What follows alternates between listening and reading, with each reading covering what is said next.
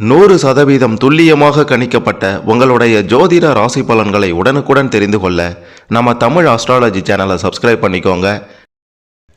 கடகம் ராசியில் பிறந்த உங்களுக்கு 15/6/2026 திங்கட்கிழமைக்குள்ளார உங்களுடைய கிரக நிலை கிரக மாற்றம் சனி பகவான் குரு பகவானின் நிலையை பொறுத்து என்ன நடக்கப் போகின்றது, எதை செய்யணும் செய்யக்கூடாதுன்னு தெளிவாக பார்க்க போகிறோம்.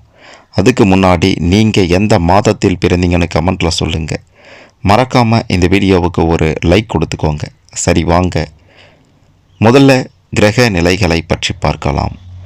உங்களுடைய ராசியில் குரு பகவான் வலுவாக அமர்ந்திருக்கின்றார். இந்த காலகட்டத்தில் தன வாக்கு குடும்பஸ்தானத்தில் கேது பகவானும், பஞ்சமஸ்தானத்தில் சந்திரன் பகவானும், அஷ்டமஸ்தானத்தில் ராகு பகவானும், பாக்கிய ஸ்தானத்தில் சனி பகவானும், தொழில் ஸ்தானத்தில் செவ்வாய் பகவானும், லாபஸ்தானத்தில் சூரியன் பகவானும், அயன சயன போகஸ்தானத்தில் புதன் பகவான், சுக்கிர பகவான் என்று கிரக நிலைகளெல்லாம் வலுவாக அமர்ந்திருக்கின்றது.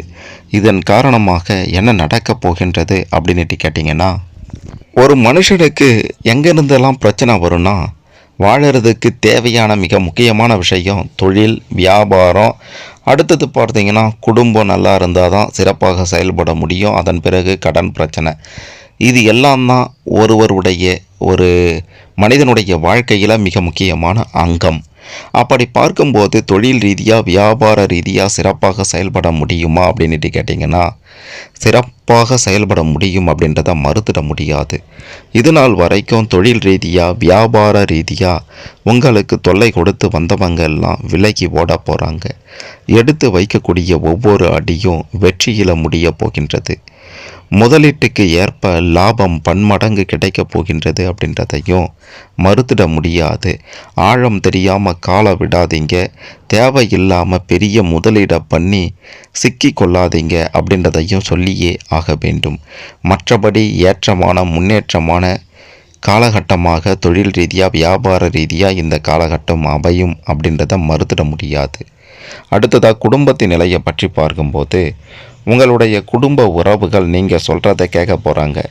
இத்தனை நாள் நீ சொல்கிறத கேட்கலையாப்பா அப்படின்ற மாதிரி உங்களுக்கு ஆதரவாக பேச போகிறாங்க.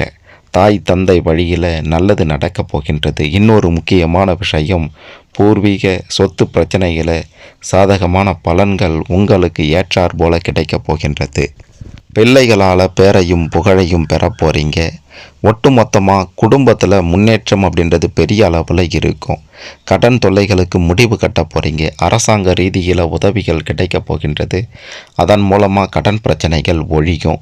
நடக்கக்கூடாத ஒன்று நிச்சயம் நடக்கும். பெண்கள் விஷயத்தில் கவனமாக இருக்கணும். அது உறவுக்கார நபராக இருந்தாலும் சரி, மூன்றாம் நபராக இருந்தாலும் சரி, பேசக்கூடிய பேச்சும் செய்யக்கூடிய செயலும் கண்ணியமாக இல்லை அப்படின்னா பிரச்சனை தான். ஆகையால் இந்த விஷயத்தில் கொஞ்சம் கவனமாக இருங்க. மற்றபடி பாதிப்புகள் இல்லாத சிறப்பான வாழ்வு நிச்சயம் அமையும்.